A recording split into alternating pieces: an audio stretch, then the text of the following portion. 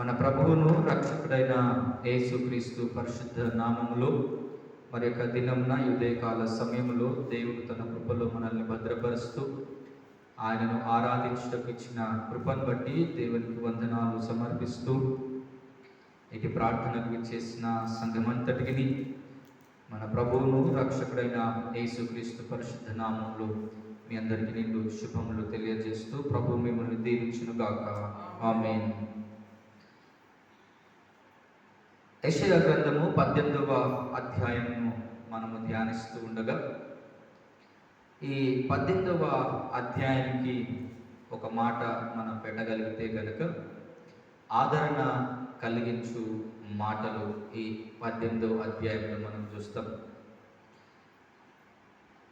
మనం శ్రమ పడుతున్నప్పుడు, మనం ఇబ్బంది పడుతూ ఉన్నప్పుడు, ఆరోగ్యం విషయంలో కావచ్చు, ఆర్థిక పరమైన సమస్యల్లో ఉన్నప్పుడు కావచ్చు,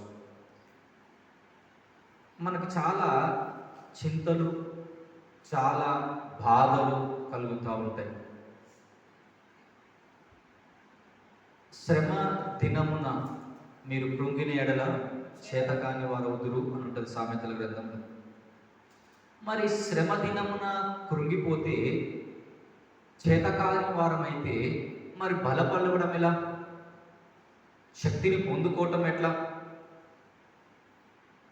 క్రొత్త నిబంధనలో భక్తులు రాసిన మాట, నేను మిమ్మును గురించి చింతించుచున్నాను కనుక మీ చింత యావత్తు. అంటే శ్రమ కాలంలో మనం ఆదరించబడటానికి ఏకైక మార్గం ఏముంది అంటే దేవుడే. మనం కష్టాలలో ఉన్నప్పుడు, ఇబ్బందుల్లో ఉన్నప్పుడు అనేకమైన ప్రయత్నాలు చేస్తూ ఉంటాం. అనేకమైన వ్యక్తులను మనం ఆశ్రయిస్తూ ఉంటాం. అయితే నెమ్మది దొరుకుతుంది అన్న గ్యారెంటీ లేకపోవచ్చు.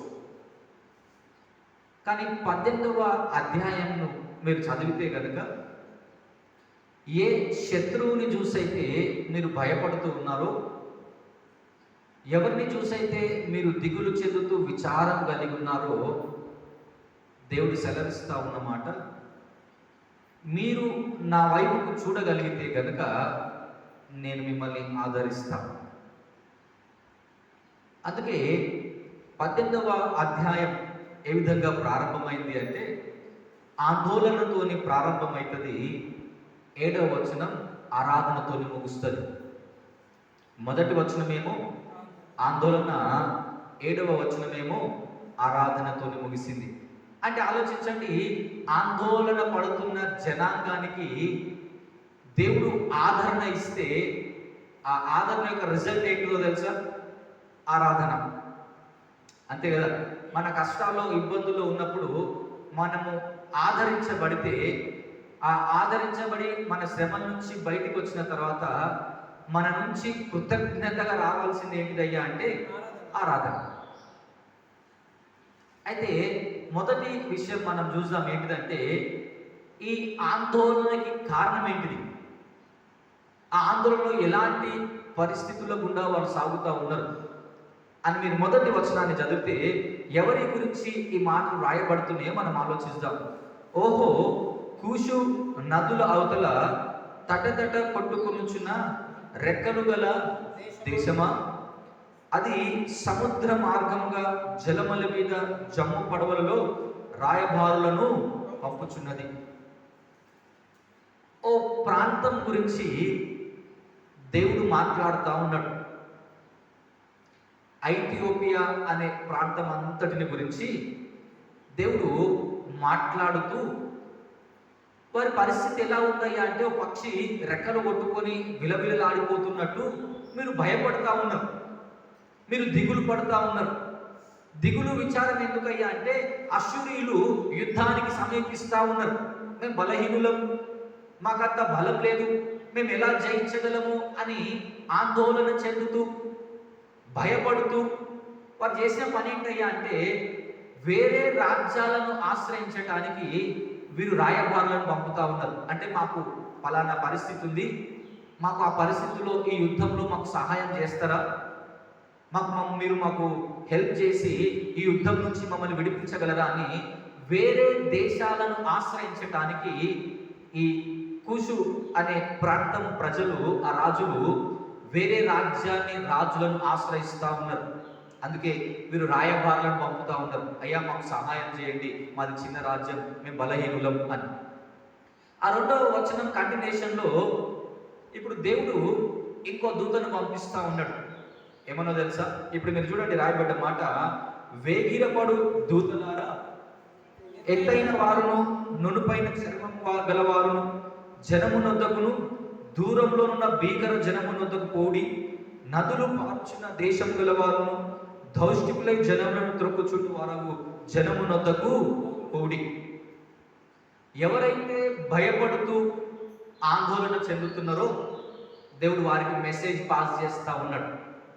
దేవుడు ఆందోళన చెందుతున్న వారికి, బలహీనులను దేవుడు ఆదరించటానికి ఆయన తన దూతను పంపిస్తూ, ఆయన ఇచ్చిన వర్తమానం ఏంటయ్యా అంటే, ఇప్పుడు 3వ వచనం చూడండి, పర్వతముల మీద ఒకడు ధ్వజం పెట్టినప్పుడు లోక నివాసులైన మీరు భూమి మీద కాపురం ఉండ మీరు చూడుడి, బాకా ఊదునప్పుడు ఆలకించుడి.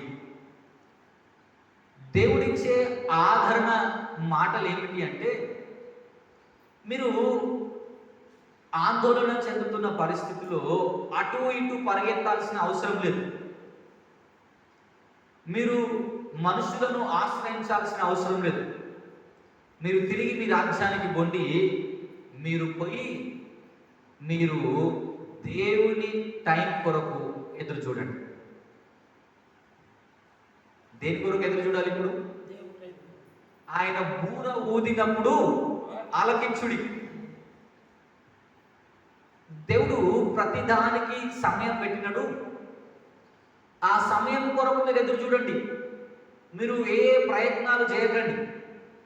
అంటే మీరు మనుషులను ఆశ్రయించటం, వారు వీరు మాకు సహాయం చేస్తారు, మనుషులు మమ్మల్ని నడిపిస్తారు అనుకోవటం కన్నా, మీరు నేను చెప్పినట్టు నేను బూర ఊదే వరకు మీరు ఎదురు చూడగలిగితే, ఓపిక కలిగితే కనుక నేను వారిని ఓడించి మీకు విజయాన్ని ఇస్తాను. ఇది దేవుడు సెలవిస్తా ఉన్నమాట. అందుకే 4వ వచనంలో ఆయన సెలవిచ్చిన మాట ఇప్పుడు మనం చదువుతాం. ఎండ కాయుచుండగాను వేసవి కోతకాలను మేఘములు మంచు కురియుచుండగాను నేను నిమ్మలించి నా నివాస స్థలమున కనిపెట్టుచుందును. నేను నిమ్మలించి నా నివాస స్థలమున. మీరు ఏమనుకోవద్దో తెలుసా? కష్టకాలంలో ఉన్నప్పుడు దేవుడు చూడటం లేదు, దేవుడు మమ్మల్ని పట్టించుకుంటలేడు, దేవుడు మమ్మల్ని మర్చిపోయిండు, అందుకే మాకు ఈ కష్టాలు, అందుకే దేవునికి మా ప్రార్థన వినబడటం లేదు. ఇవన్నీ మీరు ఆలోచించాల్సిన పని లేదు. ఎందుకో తెలుసా? ఆయన చెప్పిన మాట, నేను ఓపిక గలవాలి, నేను తొందరపడి ఏది చేయను, లేట్గా ఏది కూడా చేయను. అంటే నేను ఆవేశంతోని హరిబరిగా ఏది చేయను, నేను ఓపికతోని ప్రతి పని కూడా చేస్తాను. కష్టం వచ్చినప్పుడు మనం తొందరపడతాం తప్ప దేవుడిని తొందర పెట్టే పరిస్థితి ప్రపంచంలో ఏది కూడా లేదు. ఆయన దేనికి టెన్షన్ పడడు. అందుకే ఆయన ఉన్న పేరేంటో తెలుసా? సమాధానకర్త. ఆయన ఇలాంటి పరిస్థితి కూడా ఆయన టెన్షన్ పెట్టడు. అందుకే అన్నాడు ఆయన, నేను నిమ్మలించి నా నివాస స్థలం నుండి కనిపెడతా ఉన్నాన్ని, మీరు వరి కావద్దు, మీరు టెన్షన్ పడవద్దు, నేను ప్రతి దానికి కూడా ఒక టైము నిర్ణయించిన. ఇది దేవుడు ఆ ప్రజలకు ఇచ్చిన ఆదరణ మాట. మీరు నా వైపుకు చూస్తే, నా పైన మీరు నిరీక్షణ కలిగి ఉంటే, ఇప్పుడు 5-6 వచనాలు ఏంటో తెలుసా? ఒక మాటలో చెప్పాలి అంటే, వారందరినీ నేను తొలగించి వేస్తాను.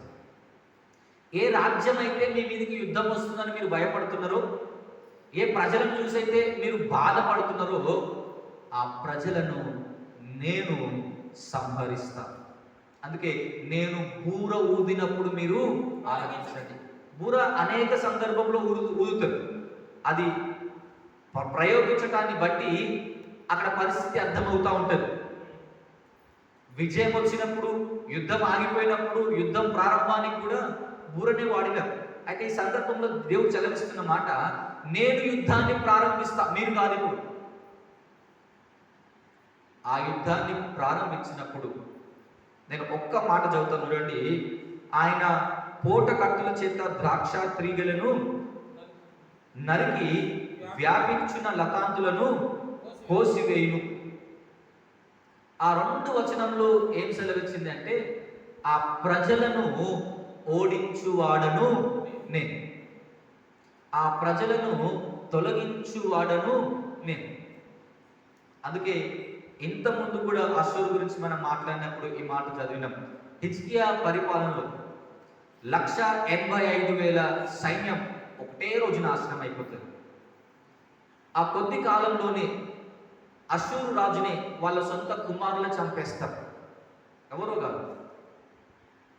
అంటే దేవుడు బూర ఊదితే యుద్ధానికి దాన్ని ఎదిరించి నిలబడే శక్తి, ధైర్యం, సాహసం ఎవ్వరికి ఉండదు. నీవు ఆందోళన చెందుతున్న సమయంలో నువ్వు దేవుని టైం కొరకు ఎదురు చూడాలి. నువ్వు హరిబరిగా అంటే ఏదో తొందరపాట్లో ఆ మనుషుల దగ్గరికి, ఏ మనుషుల దగ్గర కాదు, నువ్వు దేవుని సహాయం కొరకు ఎదురు చూడగలిగితే గనక ఆయన ఇచ్చే విడుదల కావచ్చు, ఆయన ఇచ్చే ఆదరణ కావచ్చు, నిన్ను మళ్ళీ విచారంలోకి నెట్టేయదు, నిన్ను మళ్ళీ ఎవ్వరూ భయపెట్టలేదు. అందుకే ఎప్పుడైతే మీరు ఆదరించబడ్డరో, ఇప్పుడు 7వ వచనం చూడండి రాయబడ్డ మాట. నేను చివరి భాగాన్ని చదువుతా ఉన్నా. సైన్యములకు అధిపతి యెహోవాకు అర్పణముగా ఆయన నామమునకు నివాస స్థలంగా నుండి సియోను పర్వతమునకు తేబడుతుంది. మీరు ఎప్పుడైతే ఆదరించబడతారో, మీరు ఎప్పుడైతే నెమ్మది పొందుకుంటారో, ఈ యుద్ధం మాది కాదు, దేవుడు మమ్మల్ని నడిపించిండు అని మీరు గ్రహిస్తారో, ఆ రోజు మీ ఆందోళన మీ ఆరాధనగా మారిపోతారు. హిజ్కియా కాలంలో ఈ ప్రజలు యెరూషలేముకి వచ్చి దేవుని ఆరాధించటం చూస్తారు. దేవుడిని చేసిన మేలను బట్టి ఆ హిజ్కియా రాజుతో వారు నెమ్మది కలిగి సమాధానంతో బ్రతుకుతూ ఉంటారు. మరి నీవు ఆందోళన చెందుతున్న ఏ విషయమైనా పర్లేదు, దేవుడు ఆదరించేంత మట్టుకు నువ్వు ఎదురు చూడగలిగితే గనక నువ్వు ఆరాధనలోకి నడిపించబడతావు. ఒకవేళ దేవుని మాట వినకుండా, ఆయన ద్వారా ఆదరించబడకుండా నీ పనులు నువ్వే చేసుకుంటే గనక నీ జీవితంలో ఆరాధన అనే స్థితిలోకి నీవు నడిపించబడవు. మనం ఋతు గ్రంథాన్ని కూడా ధ్యానించినప్పుడు నేను ఈ మాట చెప్పినాను. ఋతు గ్రంథం 1వ అధ్యాయం ఏ విధంగా ప్రారంభమైందో తెలుసా? మరణముతో ప్రారంభమైంది, అవునా? కానీ అంతం ఏంటిదో తెలుసా? జీవంతో ముగిసినందుకు కొడుకు పుడతాడు. 1వ అధ్యాయంలో స్టార్టింగ్లోనేమో అందరు చనిపోతున్నారు, కానీ 4వ అధ్యాయానికి వచ్చేసరికి అందరూ సంతోషపడుతూ ఉన్నారు, మాకు ఒక కొడుకు పుట్టిండు అని. ఆ జర్నీలో ఏం జరిగిందయ్యా అంటే, దేవుడు ఋతుని ఆదరించినాడు, నయోమికి బలము తిరిగి దయచేసినాడు. ఈ 18వ అధ్యాయం కూడా ఆదరణ ఇచ్చే మాట. దీనికి ముందు బబులోను మీద, మోయాబు మీద, ఫిలిస్తియా మీద, ఆ అన్ని దేశాల మీద దేవుడు కోపాన్ని చూపించినాడు. మీరు భయపెడతా ఉన్నారు అందరినీ, నేను మీ గర్వాన్ని బట్టి మిమ్మల్ని నాశనం చేస్తున్నానని. కానీ చూడండి, ఈ కూషు ప్రజలకి ఆదరణ కలిగించింది దేవుడు. మీరు బలహీనులు, మీరు అందరిని చూసి భయపడతా ఉన్నారు, మీరు అందరిని చూసి దిగులు చెందుతా ఉన్నారు కదా. అందుకే విచారంలో ఉన్న వారికి దేవుడు తోడుగా ఉండి వారిని ఆదరించి వారిని ఆరాధించే విధంగా మార్చినాడు దేవుడు. మరి నీవు నేను ఈరోజు ఎలాంటి క్లిష్ట పరిస్థితుల్లో మనం ఉన్నాం, ఆయన బూర ఊదే వరకు కనిపెట్టగలగాలి. ఆయన చూడటం లేదు, ఆలస్యం అవుతుంది అని ఏమీ లేదు. ఆయన ప్రతిదీ కూడా ఓపికతోని ఆయన అనుకున్న టైంలోనే అన్నీ చేస్తాడు. మనం అనుకున్న టైంలో చేయడు దేవుడు ఏది. ఆయన ఏదైతే రైట్ అనుకున్నాడో ఆ రైట్ టైంలో దేవుడు నీకు సమాధానం ఇస్తాడు. అట్టి సమాధానం స్వీకరించిన తర్వాత నీ మనస్సు పొంగిపోతుంది దేవుని గురించి. అలా మీరందరూ ఆదరించబడి ఏ పరిస్థితిలో ఉన్నా ఆయన నిమ్మలంగా ఉన్నాడు. టెన్షన్ పడకండి మీరు. ఆయన తన నివాస స్థలం నుంచి అన్నీ కూడా కనిపెడుతూ ఉన్నాడు. చూస్తూ ఉన్న దేవుడు మనకు జవాబునిస్తాడు. చూస్తున్న దేవుడు మనల్ని ఆదరిస్తాడు. అలా ఆదరించబడి దేవుని నిత్యము ఆరాధిస్తూ ముందు కొనసాగుటకు ఆయన కృపా సన్నిధి మనకు తోడై ఉండి నడిపించును గాక. ఆమె తలలు వంచి ప్రార్థన చేద్దాం. అత్యంత కృప కనికరం గల మా ప్రియ పరలోకం తండ్రి, పరిశుద్ధుడా, ప్రేమ కలిగిన దేవ, ఈ పాదములకు నిండు వందనాలు చెల్లిస్తూ దేవా, అనేక సందర్భములు ప్రతి ప్రజలు దేవ శ్రమల్లో కష్టాల్లో ఉన్నప్పుడు మీరు ఇచ్చిన మాట, భయపడకుడి నేను మీకు తోడుగా ఉన్నానని మోషే మరణించినప్పుడు యెహోషువకు చెప్పిన మాట, నేను మోషేకు తోడై ఉన్నట్టు నీకు తోడై ఉండదనని, బలహీనులను బలపరిచే దేవా, త్రోసివేయబడిన వారిని లేవనెత్తే దేవుడవని మరొకసారి దేవా ఉదయకాలం మీ వాక్కు ద్వారా మాకు ఇచ్చిన ఈ సందేశాన్ని బట్టి మీకు వందనాలు చెల్లిస్తూ ఉన్నాం. ఆ ఐథియోపియల ప్రజలు ఇతర దేశాలు దండెత్తి వారి మీద యుద్ధానికి వస్తూ ఉన్నప్పుడు ఆ ఆందోళనలు దేవా, భయాలలో వేరే రాజ్యాలను ఆశ్రయిస్తూ ఉన్నప్పుడు వారికి ఇచ్చిన మీరు మాట, నేను కనిపెట్టుచూ ఉన్నాను, మీరు బూర ఊదినప్పుడు ఆలకించుడి, నేను యుద్ధాన్ని ప్రకటిస్తానని ఆ యుద్ధాన్ని జరిగించి ఆ ప్రజలకు నెమ్మదినిచ్చి దేవా వారిని ఆరాధికులుగా మార్చిన విధానం బట్టి మీకు వందనాలు చెల్లిస్తున్నాను. ఈ దినం ఈ మాటలు వింటున్న ప్రతి ఒక్కరూ దేవా ఆదరించబడాలి. వారు కూడా దేవా ఎవరెవరైతే ఎలాంటి ఇబ్బందులు ఉన్నారో, ప్రతి మానవుని హృదయ రహస్యం ఎరిగిన దేవుడు దేవా, పైకి నవ్వుతూ ఉండొచ్చు కానీ హృదయంలో చాలా బాధలు ఉండొచ్చు దేవా, అది ఎవరికి చెప్పుకోలేరు. ఎవరికి చెప్పుకున్నా దేవా హేళన చేసేవాళ్ళు ఉన్నారు, అవమానపరిచేవారు ఉన్నారు, నానా రకాలుగా మాట్లాడుకునేవారు ఉన్నారు. కానీ మీరు దేవా ఆదరించేవారు, అవమానపరిచేవారు కాదు. అలా మీ సహాయం కొరకు ఎంతమంది అయితే దేవా ఎదురు చూస్తున్నారు, వారందరూ దేవా మీ ద్వారా ఆదరించబడి వారి సమస్యలన్నీ తొలగిపోయి వారు దేవా ఇబ్బందుల నుంచి బయటికి నడిపించబడి మీకు సాక్షి బిడ్డలుగా ఆరాధికుల ఈ లోకంలో బ్రతికే విధంగా ప్రతి బిడ్డను మీరు దర్శిస్తూ నడిపించి మీరే మహిమ పొందమని యేసు నామంలో ప్రార్థిస్తున్నాము తండ్రి, ఆమేన్. పరలోకమందున్న మా తండ్రి, మీ నామం పరిశుద్ధపరచబడును గాక, మీ రాజ్యం వచ్చును గాక, మీ చిత్తం పరలోకమందు నెరవేరుచున్నట్లు భూమి యందు నెరవేరును గాక. మా అనుదిన ఆహారం నేడు మాకు దయచేయము, మా యెడల అపరాధం చేస్తున్న వారు మేము క్షమించిన ప్రకారం మా అపరాధములను క్షమించు, మమ్మల్ని శోధనలోనికి తేక దుష్టు నుండి తప్పించు. ఎందుకనగా రాజ్యం, శక్తి, మహిమయు నిరంతరము నీవై ఉన్నవి. ఆమేన్. మన పరమ తండ్రి అయిన దేవుని ప్రేమ, లోకరక్షకుడైన యేసుక్రీస్తు ప్రభుల వారి కృప, పరిశుద్ధాత్మ దేవుని అన్యోన్య సహవాసమును, సకల ఆశీర్వాదము ఇటు ఆరాధనలో పాల్పొందిన మనందరికీ, వాక్యం విన్న ప్రతి ఒక్కరికి దేవుని సహాయం కొరకు ఎదురు చూస్తూ ఈ లోకంలో ఆయా పరిస్థితులను బట్టి ఇబ్బందులు ఉన్న ప్రతి ఒక్కరు కూడా దేవుడు అనుగ్రహించి ఆదరణను పొందుకొని దేవుని నిత్యము ఆరాధించే విధంగా బ్రతుకులాగా అట్టి జీవితం ఆయన కృపలో మనందరికీ అనుగ్రహించి నడిపించును కాక.